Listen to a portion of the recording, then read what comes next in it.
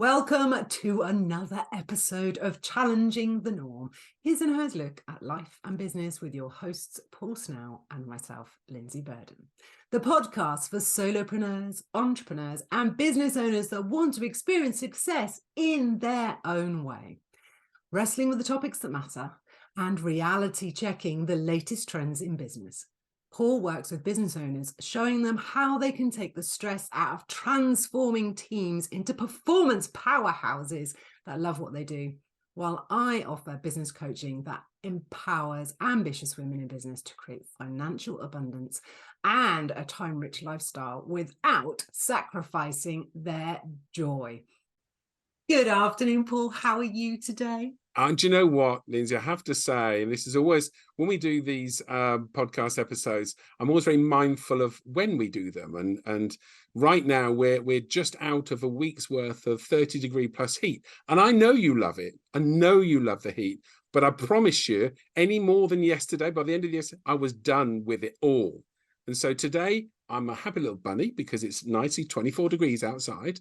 And I'm looking forward to doing the podcast, and with a smiley face and not a very red, glowing, sweaty face. And I think I always sit here with a big grin on my face because we always have a lovely little chat before, and we've had a brilliant one today, and we always get really excited about different things and animated. And I think it really does set the tone for our podcast, in each episode.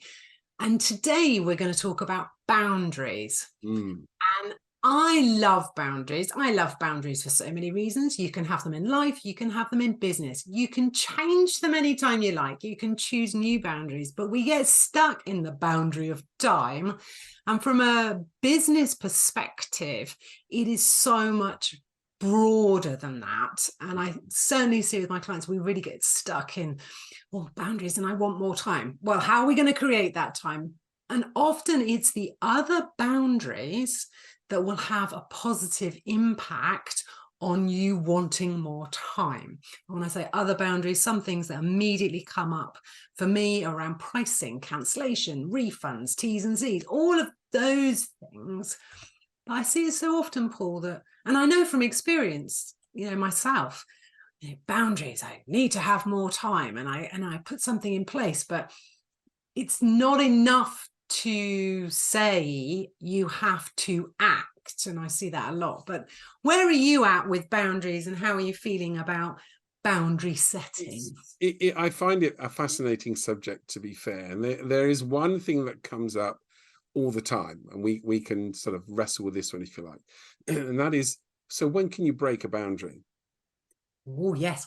That's on my notes. Or the exception to the rule.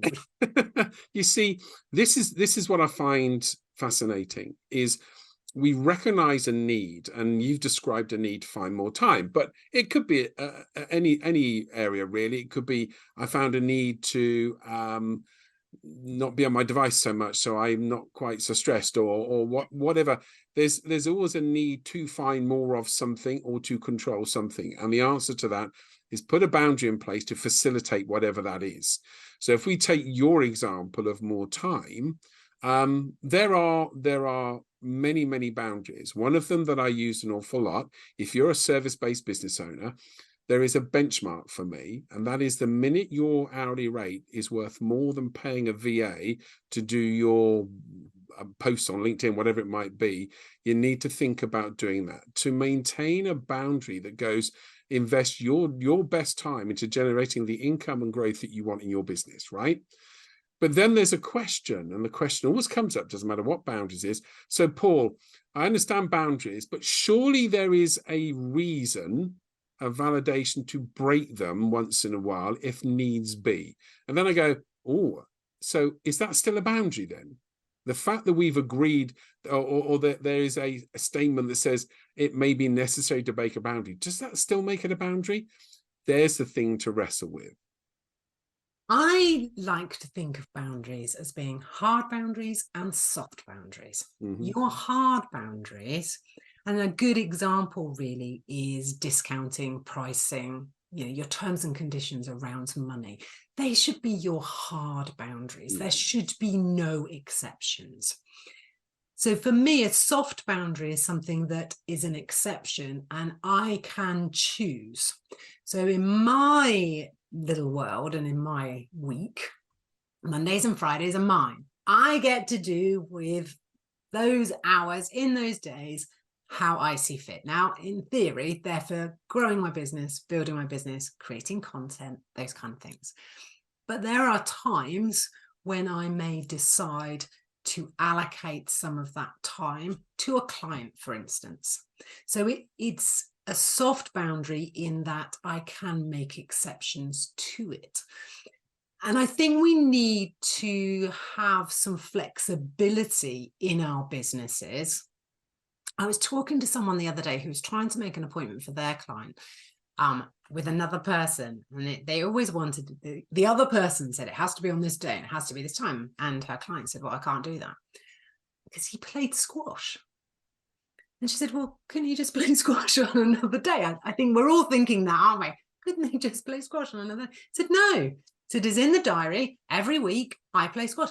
And I loved that actually, while it was, around health and well-being and looking after himself, for him, it was a hard boundary. So I think with boundaries, if you can make the distinction between what is a hard and a soft boundary, it is easier for you to make exceptions in the right places.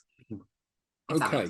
So in that context, I guess what you're saying, and certainly from the story you've just told, what's important is to understand that that hard boundary is your boundary, not what you think your client or the other person may want. So when I hear this story about the chap that was going to play squash, whatever, come what may, that was in his diary and he was going to do that, you're right. I actually applaud that. I did. Because that would be one of the boundaries for me to go, oh no, I can scrub that and go and do what I need to do. And I have to applaud someone who decided that. But he clearly decided that from his perspective. So do you see what I mean? When we think about boundaries, we got to think about boundaries in the context of who and what we do, who we are and what we do, as opposed to going, okay, here's another example. I know someone who has an email boundary. They only check their email at certain times of the day. And if you send them an email, you will get an automated response that clearly says, I check my emails at certain points of the day, so please excuse me if you don't get a reply very quickly. Somewhere along those lines, right? So that person has decided there's a boundary there, and they've looked at it from their client's perspective to ensure that the message about the boundary is clear, rather than simply saying, no, I don't do emails today. Yeah, but you've used a really, really good example there for me. So it's the decision that actually, and let's face it, email are a massive drain. You jump in your inbox and you're lost. You're gone because you'll just do that and you'll just answer that, and suddenly you're not finishing anything. So email boundaries are a great example. What I love about that is somebody has made the decision that they will only check their emails twice a day, for example, for whatever reason, to protect their time, to protect their energy, so they can spend it with their clients, whatever. And then they've gone, so how do I make that happen? Yes. I set an automated response. And this is the challenge, I think, for many, many people when we talk about boundaries. They create boundaries and then they completely ignore them because they haven't gone that next step. How do I make that boundary enforceable is the word that's coming to mind, and it's a bit harsh. But how do I make that boundary work? How do I ensure that I can maintain that boundary? Because I think this is the challenge for people, setting them and then not doing the second part of the equation, if you like. And then when they don't do the second part, it's easier to make excuses. Oh, yes. For example, to make exceptions to the rule. And suddenly, even your hardest boundaries become soft. Yeah. And there's something there about, I've had this conversation about boundaries a few times recently. And what was really interesting was some of the examples that people were giving and what's important. And I was making some notes.